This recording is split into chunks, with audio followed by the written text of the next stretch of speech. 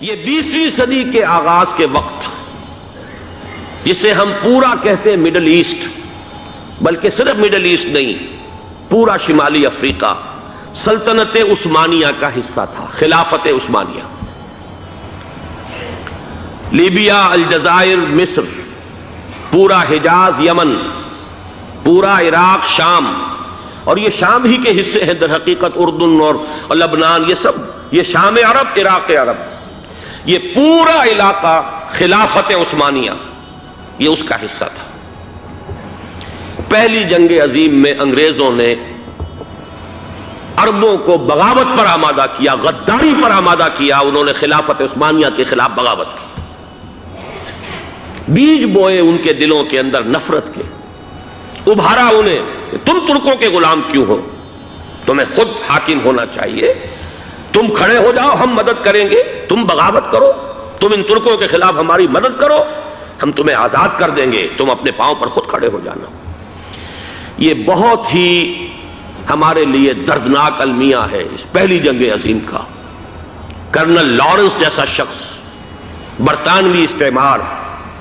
اور اس کے نتیجے میں عربوں نے بغاوت کی۔ اور اس قدر دردناک بات آپ کو بتا رہا ہوں، میں پہلی مرتبہ جب سن 62 میں حج کے لیے گیا مدینہ منورہ میں، ابھی وہ ریل کے انجن کھڑے ہوئے تھے۔ یہ ترکی کے زمانے میں، سلطنت عثمانیہ کے زمانے میں بغداد سے مدینے تک ریلوے لائن تھی۔ یہ پورا ایک عالم سلطنت عثمانیہ، صرف سلطنت نہیں، خلافت عثمانیہ، پوری ٹرینیں جو ہے ترکوں کی اڑائی گئی، ہزاروں ترکوں کو شہید کیا گیا، یہاں تک کہ صحن حرم میں شہید کیے گئے سینکڑوں ترک۔ یہ جرم تھوڑے نہیں ہے، معمولی نہیں ہے۔ آج جس کی سزا مل رہی ہے، معلوم ہونا چاہیے کہ وہ جرائم کون کون سے تھے۔ اب بھی جو لوگ گئے ہیں انہوں نے دیکھا ہوگا، ترکی کا قلعہ موجود ہے اوپر پہاڑی کے اوپر، حرم کا جو سب سے بڑا دروازہ ہے باب ملک عبدالعزیز، اس کے سامنے ایک لائبریری ہوتی تھی، اب تو غالباً وہ بھی گرا دی گئی ہے، اس کے پیچھے پہاڑی پر ترکوں کا قلعہ ہے پرانا، اس پر توپیں موجود تھیں۔ جب بغاوت ہوئی ہے، جو حرم میں آئے ہوئے تھے ترک فوجی، ظاہر بات ہے نہتے، وہ تو نماز پڑھنے آئے ہوئے تھے، ان کو وہاں ذبح کیا گیا ہے، اور ترکوں نے اپنی توپیں استعمال نہیں کی کہ کہیں بیت اللہ کو کوئی گدن نہ پہنچ جائے۔ بہرحال یہ غداری ہوئی ہے پہلی جنگ عظیم کے دوران، اور نہ صرف ترکوں کے، عربوں نے کی ہے۔ جیسا کہ میں نے کہا تھا، دو ہیں سب سے بڑے مجرم روئے ارضی کے اوپر امت مسلمہ کے طبقات۔ ہمارا پنجابی سپاہی بھی جا کر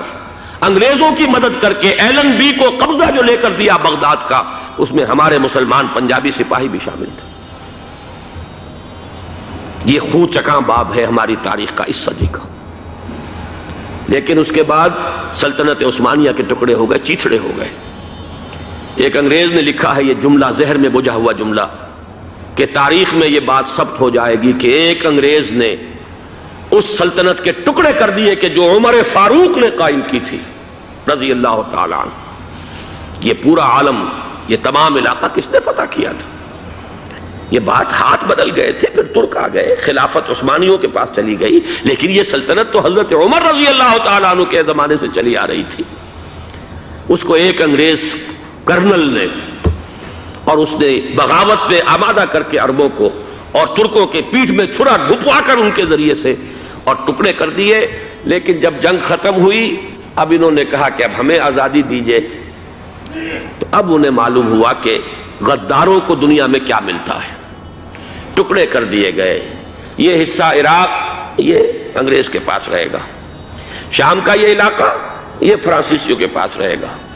مصر پر انگریزوں کا تسلط رہے گا، لیبیا اطالویوں کے پاس رہے گا۔ لے دے کر یہ جو علاقہ تھا حجاز، چونکہ وہاں کچھ تھا ہی نہیں، بوادن غیر ذی زرع، یہ عربوں کے پاس چھوڑ دیا گیا۔ اس وقت جو بادشاہ ہیں شاہ حسین اردن کے، ان کے دادا سب سے بڑے غدار وہی تھے، لہذا ان کو اس علاقے کی بادشاہت دے دی گئی۔ اس کے بعد نجد سے ایک تحریک اٹھی ہے، وہ سعودی جو خاندان ہے وہ نجد سے اٹھا ہے۔ نجد میں اس وقت کچھ بھی نہیں تھا، وہ تو صرف ریت کے تودے تھے اور کچھ بھی نہیں، لہذا ادھر کسی استعماری قوت کو دیکھنے کی ضرورت ہی نہیں تھی۔ وہ تو بعد میں تیل برآمد ہوا اور اس کی حیثیت ہو گئی، اور یہ امارات کا علاقہ جو ہے اس کی دنیا میں اب گویا کہ یوں سمجھیے کہ جو سب سے زیادہ اہم علاقے ہو سکتے ہیں روئے ارضی کے نقشے پر، ان میں سے ایک وہ ہو گیا، لیکن یہ اس وقت کی بات میں کر رہا ہوں، کوئی حیثیت نہیں تھی، لہذا اس کو چھوڑ دیا گیا۔ یہ ہے تاریخی پس منظر، یہ لکیریں جو کھینچی گئی ہیں، یہ ایک ملت اسلامیہ کو جو قومیتوں میں تقسیم کیا گیا، پھر نعرے لگوائے گئے المصر للمصریین الشام للشامیین۔ اب شامی ایک علیحدہ قوم ہو چکے ہیں، مصری ایک علیحدہ قوم ہو چکے ہیں، عراقی ایک علیحدہ قوم ہو چکے ہیں۔ یہ ساری تقسیمیں استعمار کی پیدا کرنا ہے، اس کا کوئی تعلق اسلام کے ساتھ نہیں۔ اب ضرورت تو اس بات کی تھی کہ استعمار کے پنجے جب یہاں سے کچھ ہٹے، دوسری جنگ عظیم کے بعد ایک دور آیا، امریکہ ابھرا ہے دنیا کی عالمی سطح پر سیاست میں، اس کے ہاں کچھ آزادی کے تصورات تھے،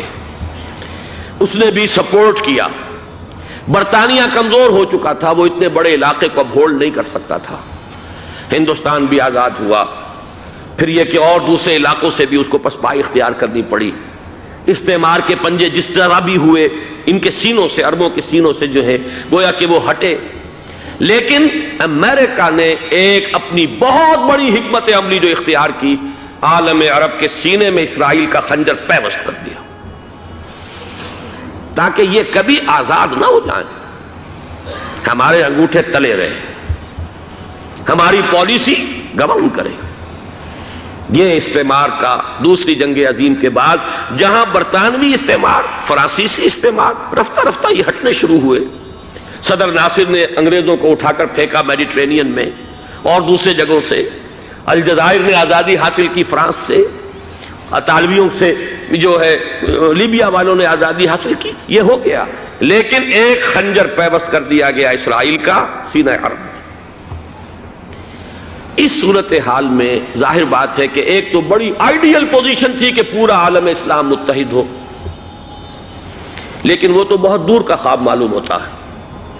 علامہ اقبال سے بڑا کوئی نقیب نہیں ہے ملت اسلامی کی وحدت کا۔ ایک ہو مسلم حرم کی پاسبانی کے لیے، نیل کے ساحل سے لے کر تا بخاک کاشغر، لیکن انہیں بھی اپنے لیکچرز میں کہنا پڑا کہ اس وقت جو صورتحال ہے، پورے عالم اسلام کی ایک وحدت بن جانا تو تقریباً ناممکن نظر آ رہا ہے۔ اگر کسی طرح ایک common wealth of Muslim nations وجود میں آ جائے تو بھی بڑی کامیابی ہوگی، لیکن اس سے بھی پہلے یہ تو زیادہ آسان تھا کہ عالم عرب ایک وحدت کی شکل اختیار کر لے۔ یہ تو ایک قوم ہے، اکثر و بیشتر ایک نسل یا زیادہ دو نسلیں کہہ دیجئے، شمالی افریقہ میں بربر نسل بھی ہے، باقی تو سب عرب ہیں۔ یہ پورا عالم ایک نسل، ایک زبان، پورے اتنے رقبے کے اوپر بولے جانے والی ایک زبان، یہ تو ایک ہو جائے۔ افسوس یہ ہے کہ اس کا ایک ہو جانا، ایک شخصیت ابھری تھی جو مذہبی مزاج کی شخصیت تھی،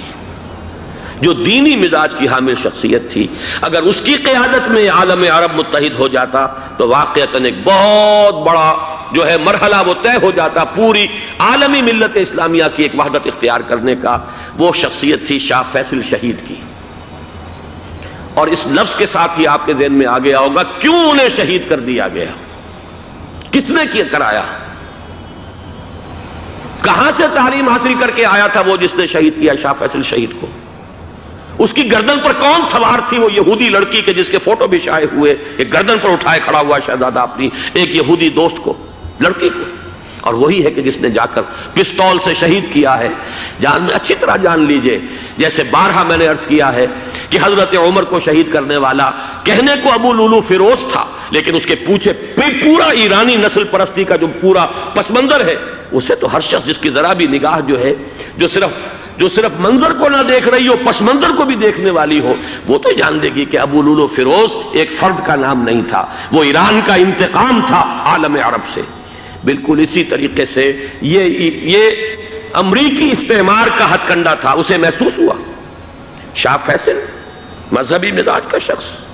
یہ ابھر رہا ہے، اور یہ شاہ فیصل کی حکمت عملی کا ذرا آپ اندازہ کیجئے۔ لاہور میں سمٹ کانفرنس ہوئی، اس میں وہ آئے، سب سے ٹاورنگ پرسنالٹی پورے اس وقت عالم اسلام کے اندر شاہ فیصل کی تھی، اور وہ گویا کہ ایک بہت ہی جس کو کہا جائے کہ ایک بہت ایلڈرلی، ایک بزرگانہ ایک شخصیت جو ہے، اور انہوں نے اپنی دولت کے دروازے، عرب میں وہ مشہور تھے کہ نہایت خسیس اور بخیل انسان ہے، اس لیے کہ وہاں وہ خرچ کرتے تھے حساب کتاب کے ساتھ، لیکن ان کے خزانے کھلے ہوئے تھے عالم اسلام کے لیے، ادھر بھی مدد ہے، ادھر بھی مدد ہے، ادھر بھی کام ہو رہا ہے، ادھر بھی کام ہو رہا ہے۔ پھر انہوں نے تیل کا ہتھیار استعمال کر کے ایک دفعہ